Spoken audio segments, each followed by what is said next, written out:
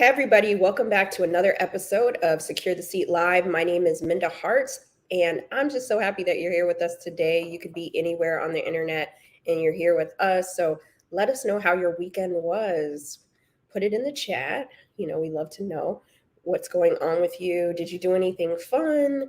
Did you rest? Did you eat your favorite snacks? Did you catch up on some movies? Did you go see The Little Mermaid? There are a lot of things that you could have been doing over the weekend. And if you are watching this after the fact, also tell us how your weekend was, even if you're watching the replay.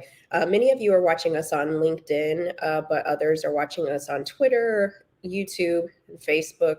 And so thank you for just taking your time out to rock with us each and every week. You're already family, even if it's your first time here. I see somebody moved all weekend. I know how that is. But today's episode is fun because every week I get questions from all the platforms asking me about the book writing process. And so I am taking your top 5 questions and I'm answering them on today's Secure the Seat. But also, I wanted the other question that many of you asked me is when am I opening up the Secure the Seat Writers Retreat? For many of you, you may not be aware that a few times a year I run a writer's retreat so that you can, if you have a book inside of you or you're thinking about writing one, that you can have all of the tools you need. Because I know before I became a first-time author, there were a lot of things I didn't know.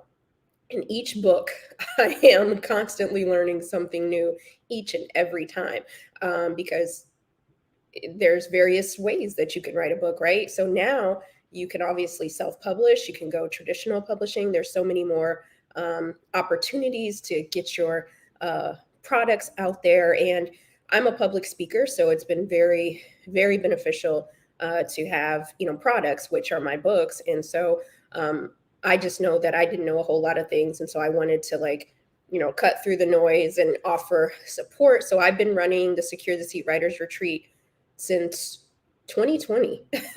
So it's been a little while. And so so what I want you to do is if you're not following me here on LinkedIn, do so. I have a newsletter. And so I'm going to release information about that next week. So you'll be able to register starting next week for the retreat.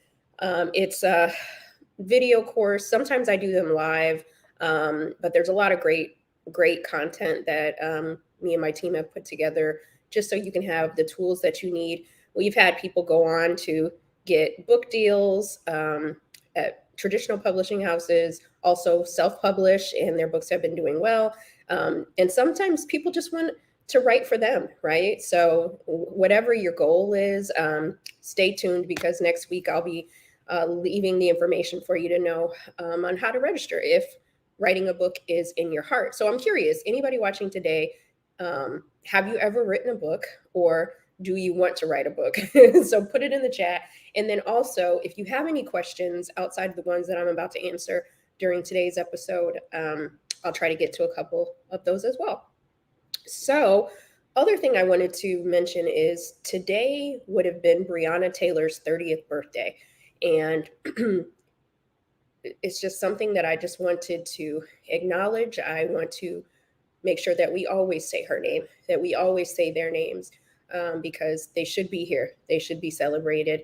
And I just wanted to acknowledge that as well. I want to acknowledge also that we're in the month of June. So we have Juneteenth, I think Caribbean Heritage Month, Pride Month. There's a lot going on in June. And so I just hope that you are staying safe and all the good things. Okay. So listen, the last thing I want to share is if you didn't already know, I have a monthly book club called Secure the Seat Leadership Book Club that I host once a month. And so June's book, I'm letting you all know first. I haven't posted this on LinkedIn yet, but I don't know if you could see it.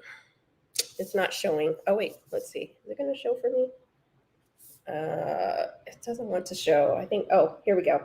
So this new book, it has not come out yet. We're actually going to do a book that hasn't come out yet. It's called We Got This by my good friend Ritu Hassan.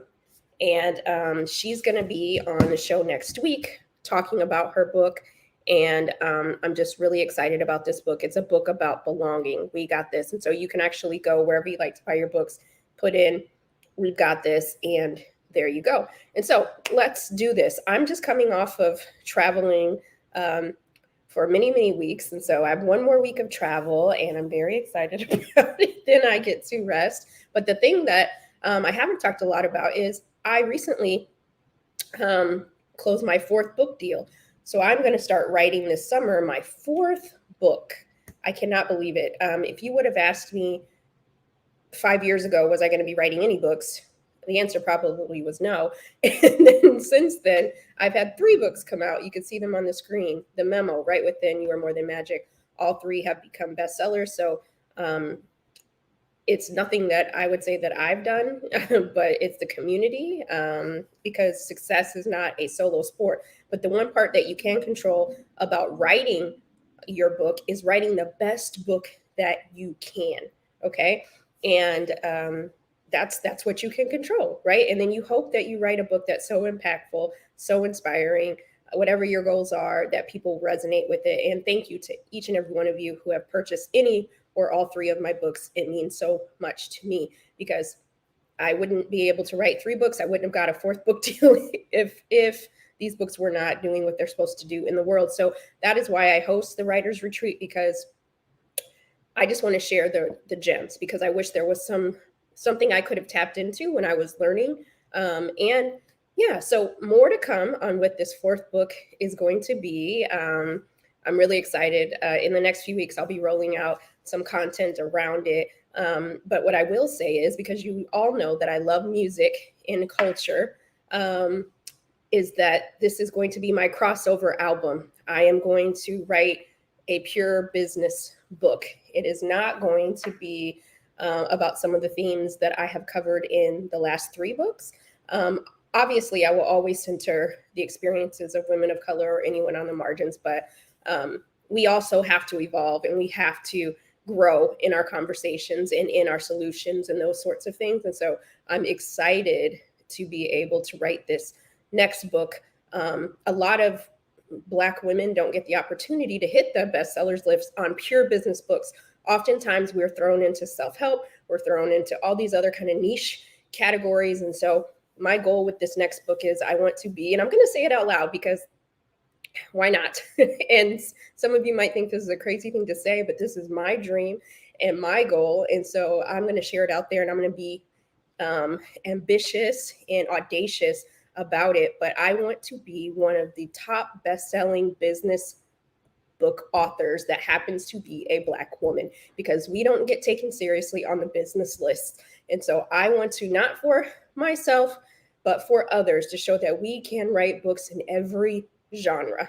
And so that is the goal for the next one, because if other authors can write for everybody else, why can't we? Why do we have to write for just about race, or just about, your identity? It can be yes and. And so I pushed the bar with the Memo. I pushed the bar with Right Within, and I plan to do it with this fourth book as well. And so thank you. I see someone says we got me. So listen, when I was pitching this next book, I had some people say, well, do you think your audience is going to want to go with you on this new journey? And I'm like, heck yeah, they are. They're coming with me. We're on this journey together.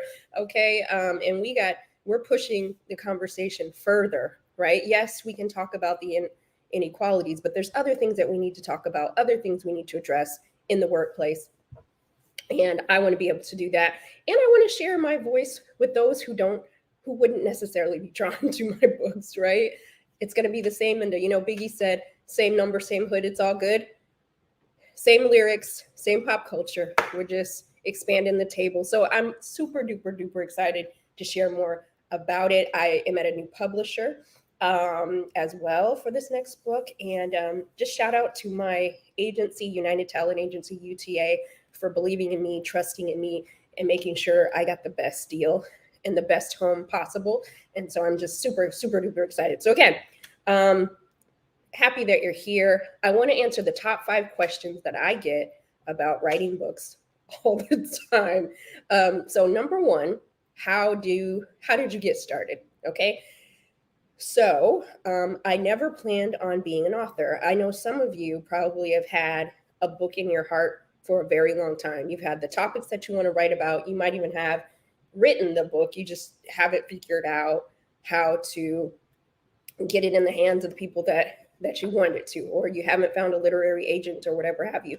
So for me, it actually was, I would say, God, obviously, but serendipitous, because in 2016 I was on a podcast for The Guardian.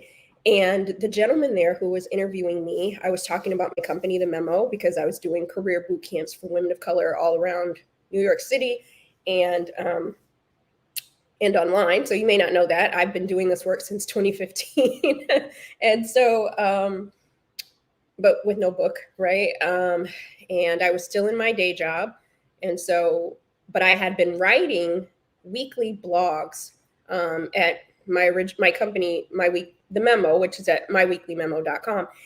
And every Monday I would put out a career memo, and I would talk about some of the themes that I wrote about later in the memo. And so I was doing that consistently since 2015 all the way to not too long ago, maybe about a year ago, or a year and a half ago. I was writing that almost every Monday for all those years. And so when I had an opportunity to write a book, I was asked, what kind of book would you write if you wrote a book? And I said, I want to write the Lean In for Women of Color.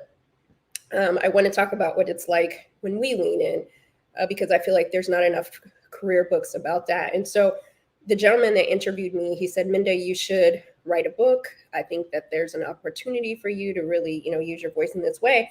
But I wasn't dreaming big enough at that time. And so I told him, no, thank you.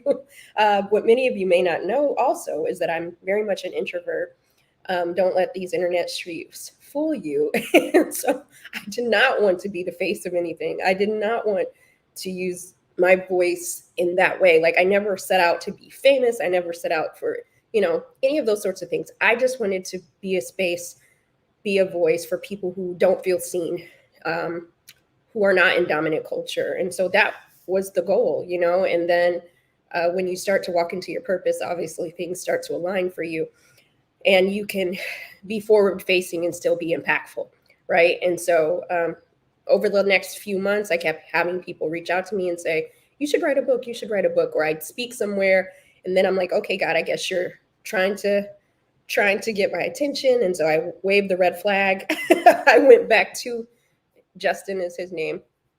And I said, you know what? I would be interested in talking to your editor. And so long story short, within a few months, I wrote my first chapter, which is called The Ugly Truths, and it appears in the memo. It's the very first chapter. It's the very first chapter I ever written for the book. And I didn't even have the book at that time. Literally, I just wanted to see what it would be like to write.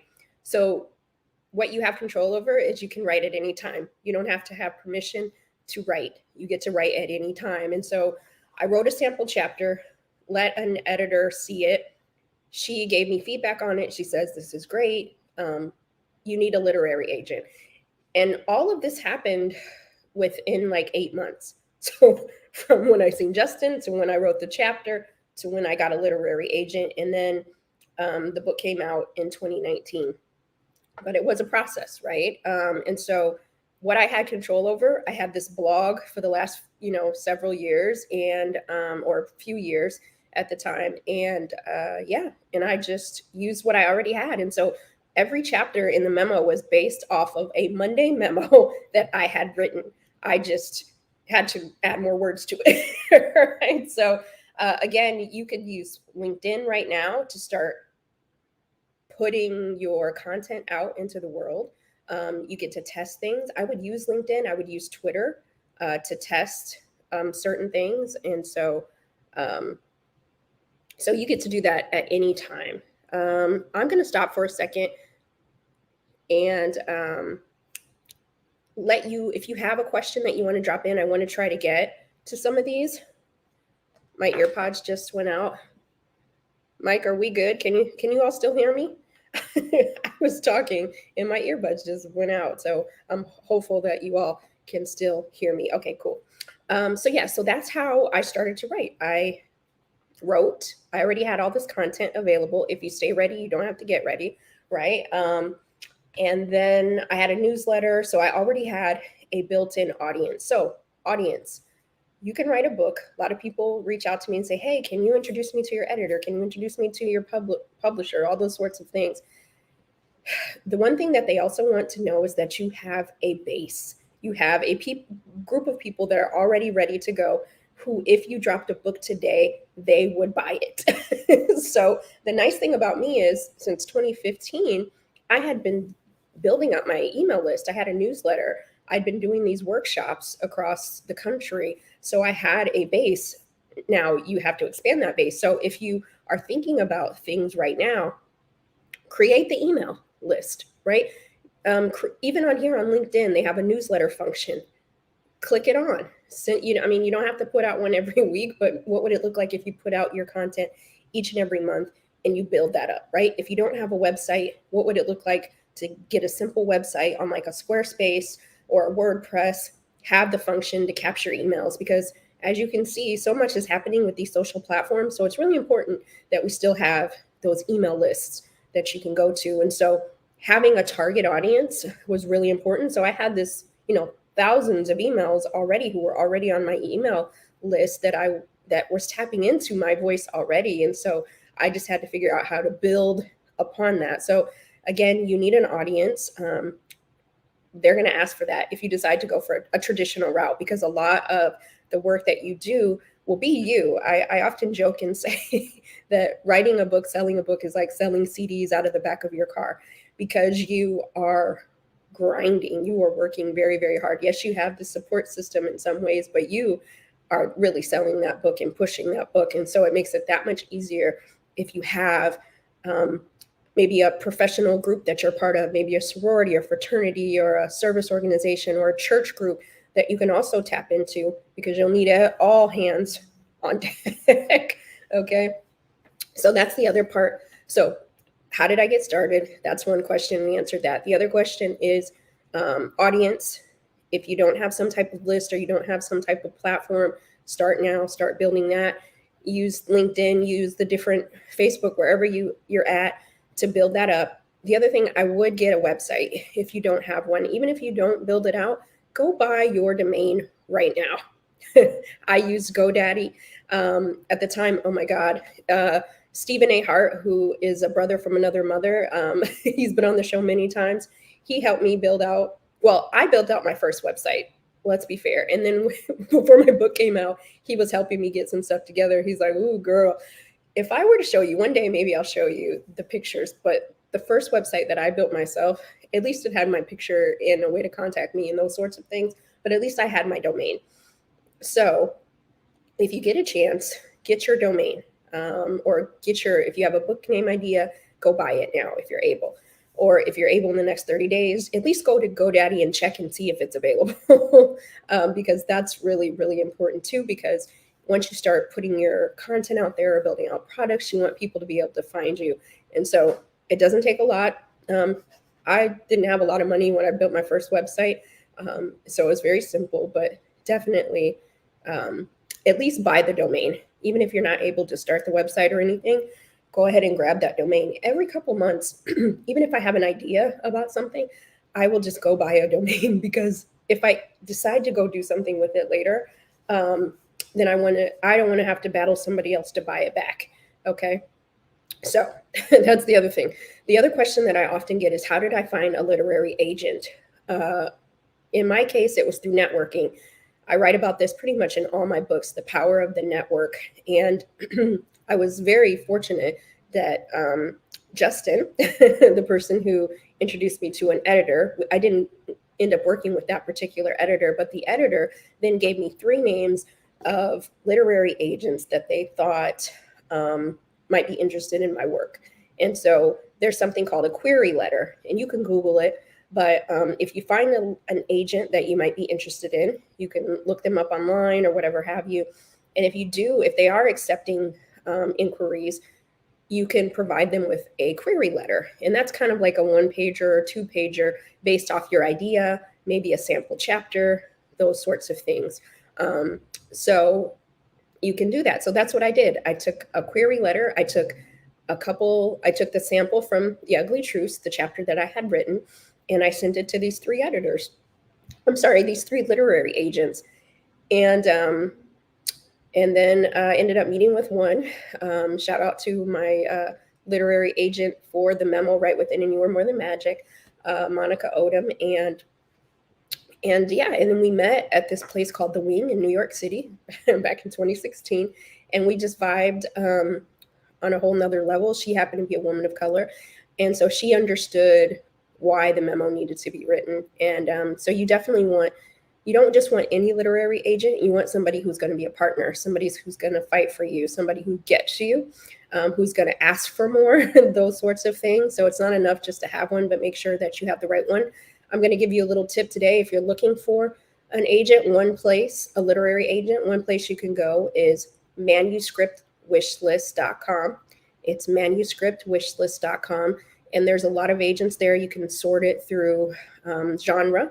And a lot of those agents post what they're looking for, and they are looking for new authors. And so I'm just giving you kind of like, broad strokes right now. But if you join the Writers Retreat, we dig deeper into all of these different things. But yeah, so you can solicit agents. They have their information there. And so I'll give you another like freebie here. If you're thinking about who you should approach, go to like Amazon or Barnes & Noble or bookshop, wherever you like to buy your books, and look at the publishers. Look at, like, if, say, for example, let's say you want to write similar books like The Memo or Right Within, or You Are More Than Magic is my first young adult book. Go to that site, go to, the book. It will tell you who that publisher is. And then if you go to the publisher website, you could see who the editor is, and you could see what type of books they've supported, right? And you could say, you know what, here are the top 5 publishers that I want to work with, who I think would be really great for my books. And then you can kind of re-engineer things as to who to approach, who to look for, and those sorts of things. Because there were certain publishers that I had in mind that I wanted to work with. When I was new in the industry, I was just like, whoever wants to work with me, I want to work with them, because I just wanted to get the book out. It wasn't like that, but you just wanted a good home, and I did find a good home at Hachette Seal Press, but I didn't know what I didn't know. I didn't know that there are, at the time, 5 top publishing houses, right? So thinking about if you're writing a business book, look at who are the top, if you want to go to a top house, or who are the publishing houses that you can connect with. So like HarperCollins, Flatiron Books, Crown, like there's all these different ones, but it really makes a lot of sense for you to go and be able to do your research so that you could see where you want to be, right? You may want to write a book about race. Maybe it's Amistad Books, there's a lot of different things, but I think it helps when you can see what editors, what agents have worked on these books. There's also something called Publishers Weekly. Now that's a paid site, but it tells you who's getting book deals, each week, and you can see kind of what people are buying, what houses are buying books, what authors are getting deals, and it just kind of gives you an insight. You could see like fiction, nonfiction, self-help, all those sorts of things, and you could see what deals are coming down the pipeline, and that'll also help inform you on what type of book you want to try and sell, because the main thing is, the other piece is, you want comparative companion type titles. So if you're selling your book, you want to be able to show that your book has companions in the world. So if you want to write a book like The Memo, you could say, oh, you can compare it to, it's like Minda Harts is The Memo. And then you'll have books but here is how it's different, right? So you want to be able to show that there have been books similar to yours that have been successful. So you also want to do the research to find out who are the companions, right? And who are your competitors? You'll also want to know those things. When I wrote The Memo, there weren't any books by a major publisher about the experiences of women of color in the workplace. So it was that much harder to sell this book. And now it does my heart so good, because so many more books are being written that are out on the shelves about women of color. And I'm glad that The Memo that people can point to the memo as one of those companion pieces to open up that door. Okay, the other thing, marketing. I get a lot of questions about marketing. You don't have to be the most famous. You don't have to have the most followers. When I got a book deal, I was not verified on any social platform. I had less than maybe 400 followers at the time on Twitter, probably 2 followers on Instagram. I was not a top voice on LinkedIn. I didn't have any of those things. But the one thing that I did have was my voice. You always have your voice. You just have to decide how you want to use it. You always have your thoughts. You just have to decide how you want to use it. And so don't let those outside factors detour you from writing the best book that you can. I didn't let those things get in the way. I got a lot of no's from some of the publishing houses because I didn't have enough of this or that. I wasn't well known. But look at God. It all works out, okay? And so I don't want that to detour you from what you have to do. I was never on Good Morning America. I was never on any of those morning shows on like network TV, but my books still did really well. So it's those things. Don't count yourself out for what's possible. What can you control? You can control what you write. And also, too, don't get discouraged if you don't get a traditional publisher to publish your first book. Maybe you self-publish your first book, right? You get it out there, and then you demonstrate in the marketplace that your voice is valid, and then you could parlay that into a traditional book deal if you choose, right? So there's a lot of different ways to go about this. In the writer's retreat, I do talk about both paths. So I'm just excited for you. If you have a book, I want you to write it. Don't wait. There's never going to be a right time. Like right now, I have 3 chapters that are due at the end of this month. And I have to write like my life depends on it because I've been traveling. So I haven't had a lot of time to do it. And so carve that space out. Last question that I'm going to answer is writing practice. Everybody writes a little bit different. I use this thing called morning pages. So that's really helpful. And that helps me at least have a practice of writing each and every day. So if you're not familiar with morning pages or something similar, you can Google that. And that I write in the morning in the journal, and then I write before I go to bed. And so that just helps me get in a rhythm. But for me, I try to write something every day, even if it's a sentence or 2 inside my notes, because I want to be in the habit, because I do get different ideas for different things, and I want to be able to go back and be able to track that. So get in a habit, right? Maybe you can't write every day for an hour. Maybe you say Wednesdays from 3 to 5, this is my writing time, okay? But get in a habit of writing, get in a habit of creating. Even if you have ideas, repurpose them on LinkedIn and add a little paragraph and get people's feedback. I do that all the time. It's the best free A/B testing that you're ever going to get. My next book, people may not even know this, I'm sure they wouldn't, but I have tested my book ideas on LinkedIn and Twitter. Like I'll write something about something and then I'll see how people respond to it. And then that helps me gather information and see what's resonating with people and what's not. Because the last thing you want to do, at least for me, I don't want to just write to write. I want to write to be impactful. I want to write as a tool that helps make the workplace better. That's my goal, right? And so there are a lot of different things out there. So I'm really excited for you to write your book. I'm excited, if you have not been a part of the writer's retreat, to open this back up to you all, because people have been like pounding on my email door, like, when are you opening the writing retreat back up? I've been running this since 2020. I do run it a couple times a year. And so it's that time again. I'm going to look in the chat really fast to see if there's anything that I missed. Mike, if you have any questions that you want to pop up on the screen that you've seen that I have not. The cool thing is I see somebody asking about academic writing spaces. In the writer's retreat, I have content around academic writing as well. because there's a lot of different ways to write. There's a lot of different genres to write. And so that's very, very important. Um, the other thing I want to tell you is be visible on some platform. You don't have to be on TikTok. You don't have to be on Snapchat. You don't have to be on IG. You don't have to be on Twitter. You don't have to be on LinkedIn. But you got to be somewhere. You got to be somewhere and be consistent. Okay. When I first started, Twitter was I was on Twitter heavy, heavy, heavy, heavy. And that was, I would say, the reason a lot of my success is because of Twitter, because that helped me, right? So find the platform. And then I added LinkedIn. And then from there, some of the other platforms, but I'm not as active, but I think it's good.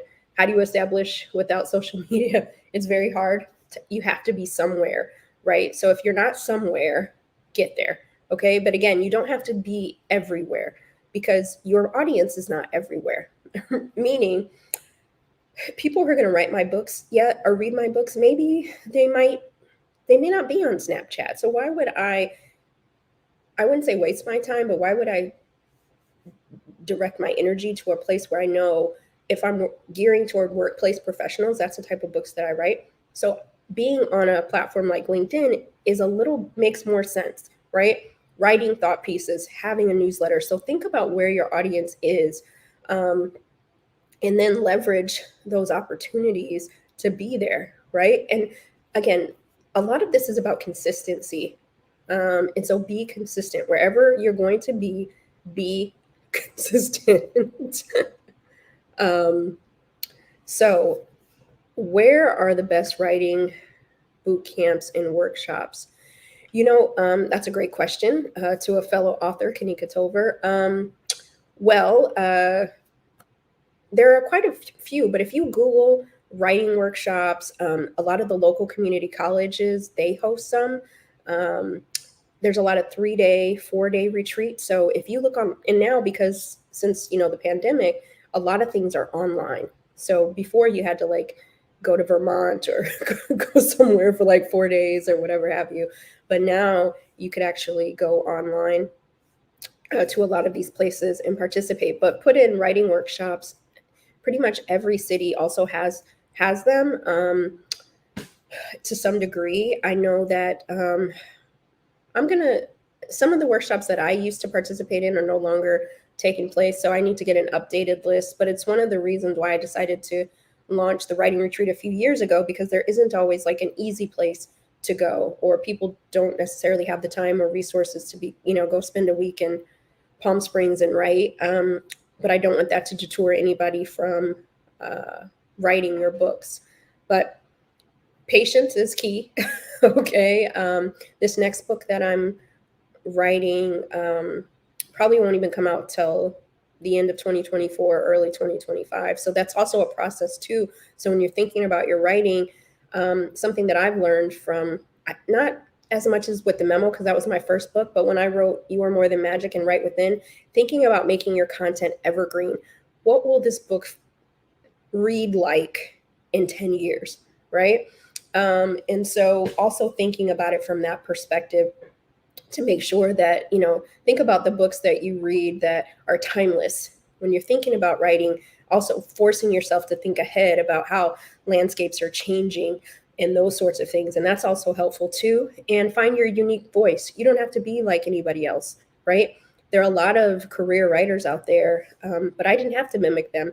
There was room for my voice. And so you might say, oh, I don't want to write another book about who's going to give me a book deal if I add to this. It's saturated. You know how many people write to me and tell me that they feel like the women of color space is saturated now? And I tell them, no, it's not, because everybody has a unique voice. They haven't heard it from your perspective, right? Think about all the workout videos out there.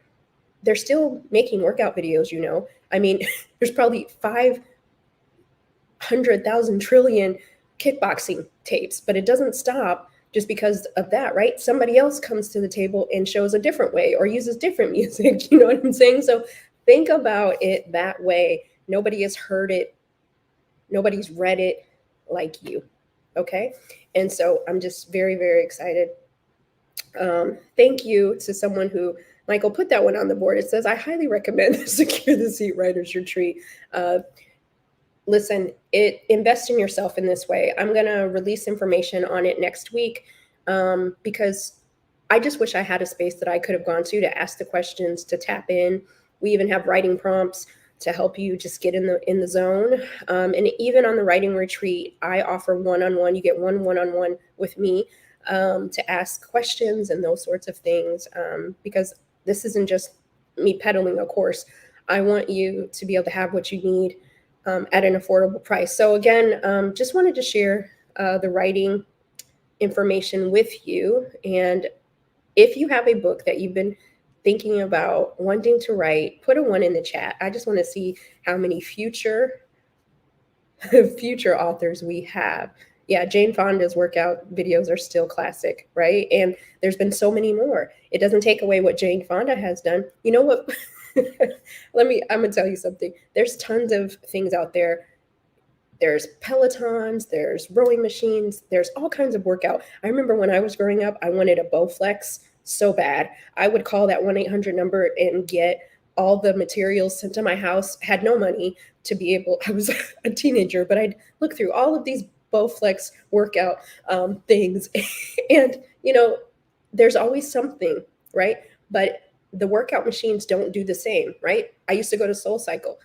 SoulCycle was doing those bikes, then Peloton. Yes, essentially they might be similar, but they're different, right? They serve different populations, maybe similar, crossover. Last question, last thing that I want to give you all is your audience. When you're writing your book, think about who your core audience is. So for me, when I wrote the memo, my core audience was women of color, Black and brown women. And then my second audience, like my adjacent audience, was managers and those who want to be better colleagues, allies, success partners, right? So think about your demographics and who you're serving. So you need a core audience. A lot of times people say, I just write for everybody. Yes, you do. You could. But is it 18 to 35? Is it young adult? The more you can get into those like micro spaces, then the larger your audience can be, but they have to be able to work with something in there, right? So yes, if I'm writing the memo, I could say, yes, it's for everybody. But if you are looking for how to, play the piano, you're probably not going to buy the memo, right? It's for career, for business, for, newly entering the workplace, those who are feeling stuck. When you think about who your audience is, and you also understand what voice you want to lend to it. So also think about those things as well.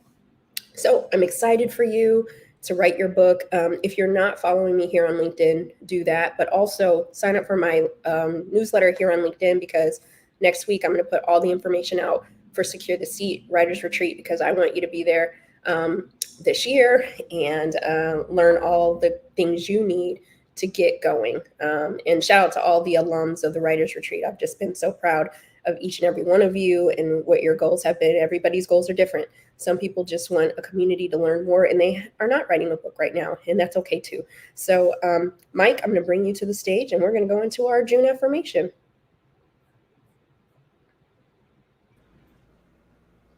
Minda. Brother. How are you? I'm good. How are you? Good. Amazing show today. You held it down. You are the best. Well, thank you. You were going to be at the writing retreat too, because you published an affirmations book. You can go to my Shout out to you. I went through the writers retreat last year, and look at me now. So yes. Listen, out of the mouth of brothers. So Michael, what is our June affirmation? We're in a new month. Our June affirmation is I thrive in relaxed environments. A lot of times we think that we need more stress, or we need more pressure, or the greater the pressure, we rise to the top. And we've heard all these motivational quotes and all these things, but all of us do better in relaxed environments. We do better when people aren't hollering at us, people aren't yelling at us, people aren't pushing our buttons. We do better in relaxed environments. There was a study and statistic that showed that modern day coaches who holler and yell at players, the players performed 90% more poorer than other players that got talked to in a professional and calm way. That's contrary to popular belief. Popular belief is the more you holler as a coach in the sports world, the better you do. So we have to understand that if people aren't serving us, if situations aren't serving us, if family members, we need a break. All these things are okay. You're not doing a crime. All these things are okay. So our June affirmation is, I thrive in relaxed environments. Listen, I thrive in relaxed environments.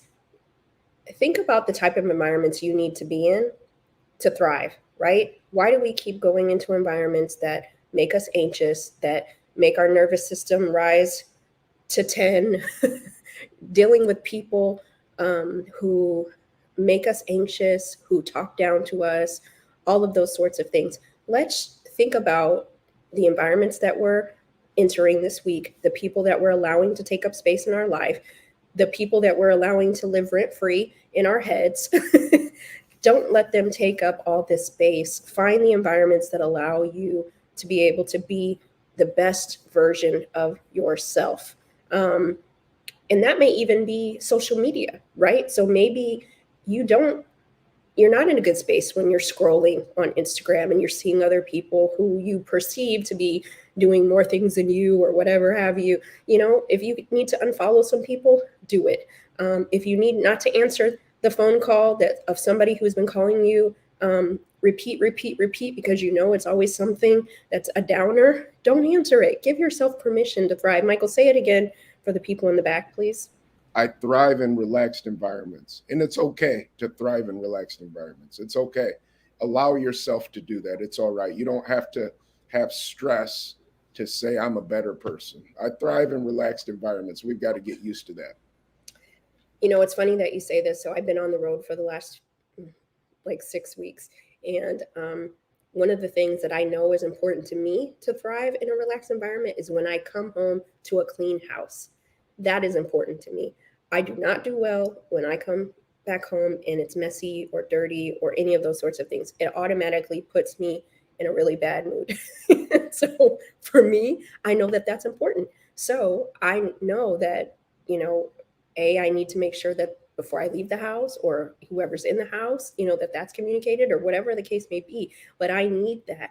That's important to me. That's how I relax. That's how I thrive. So don't be afraid to give permission to yourself to be in spaces, to create the spaces. And sometimes we have to articulate that to other people if you're not living alone. Or you're not working alone or whatever the case may be, because people don't know how to help you. They don't know how to support you if you don't tell them how. Grandma used to say, sometimes you got to teach people how to love you, right? Or how to treat you. You can insert whatever you want into that. But it's really important that we love on ourselves and do that for ourselves. Right, Mike?